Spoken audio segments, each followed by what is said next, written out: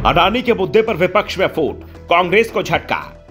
JPC जांच पर नहीं अड़ेगा विपक्ष, सुप्रीम कोर्ट की कमेटी पर जताया भरोसा।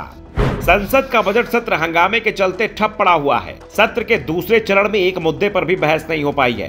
3 सप्ताह निकल चुके हैं, अब फिर 4 दिन सदन और चलना है, लेकिन विपक्ष के तेवरों को देखकर लगता नहीं कि सदन चल पाएगा, क्योंकि संसद में कामकाज ठप पड़ा हुआ है। कांग्रेस अडानी हिंडनबर्ग मामले में जेपीसी जांच की मांग पर अड़ी हुई है। दूसरे विपक्षी दल भी कांग्रेस के साथ सुर में सुर मिला रहे हैं। इस बीच राहुल गांधी के मामले को लेकर भी कांग्रेस आर पार की लड़ाई के मूड में दिखाई दे रही है। दूसरी ओर सरकार भी अड़ी हुई है और साफ कर दिया है कि जब जांच के लिए सुप्रीम कोर्ट ने समिति बना दी है तो फिर जेपीसी जांच की जरूरत क्या है।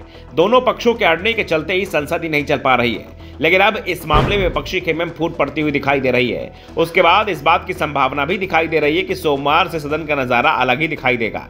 दरअसल रोज रोज हो रहे हंगामे को लेकर अब एनसीपी ने ही सवाल उठा दिए हैं। एनसीपी चीफ शरद पवार ने तो यहां तक कह दिया कि जब सुप्रीम कोर्ट ने अडानी मामले में 6 समिति गठित कर दी है तो फिर जेपीसी से जांच की मांग पर विपक्ष को अड़ना नहीं चाहिए। सुप्रीम कोर्ट की समिति जेपीसी की तुलना में अधिक प्रभावी तरीके से जांच कर सकती है। सुप्रीम कोर्ट ने पिछले महीने अडानी समूह और अन्य कंपनियों से संबंधित मामले की जांच के लिए एक 6 सदस्यीय विशेषज्ञ कमेटी का गठन किया था। 2 महीने में सीलबंद लिफाफे में रिपोर्ट मांगी गई है। दरअसल जनवरी महीने के आखिर में आई हिंडनबर्ग रिपोर्ट के बाद से कांग्रेस समेत पूरा विपक्ष अडानी मामले पर मोदी सरकार समेत केंद्र सरकार को घेर रहा है।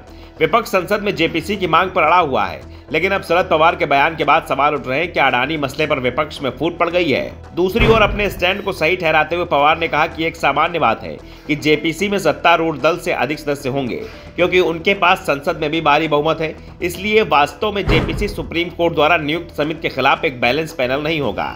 कमेटी में स्वतंत्र विशेषज्ञ हैं। इस बीच पवार ने सावरकर के मुद्दे पर भी राहुल गांधी और कांग्रेस पार्टी से अलग विचार रखे हैं। पवार ने कहा कि सावरकर इस समय ये कोई राष्ट्रीय मुद्दा नहीं है। सावरकर प्रगतिशील विचारों के साथ अधिक वैज्ञानिक उन्मुख थे। उन्होंने एक मंदिर का निर्माण किया जिसमें उन्होंने रत्नागिरी में एक दलित को पुजारी के रूप में नियुक्त किया था। गाय के मामले में भी सावरकर के विचार वैज्ञानिक थे। हालांकि उन्होंने ये कहकर खुद को सावरकर से दूर रखने की कोशिश की कि वो सावरकर और हिंदू महासभा के विचारों का पालन नहीं करते हैं। पवार ने कांग्रेस नेता राहुल गांधी से असहमति जताते हुए कहा कि इस समय सावरकर की आलोचना अप्रासंगिक है, क्योंकि ये इसका मुकाबला करने के लिए अब नहीं है। इसके अलावा आजादी में उनके योगदान को भुलाया नहीं जा सकता। पवार ने उद्धव ठाकरे की चिंता को भी सही करार दिया।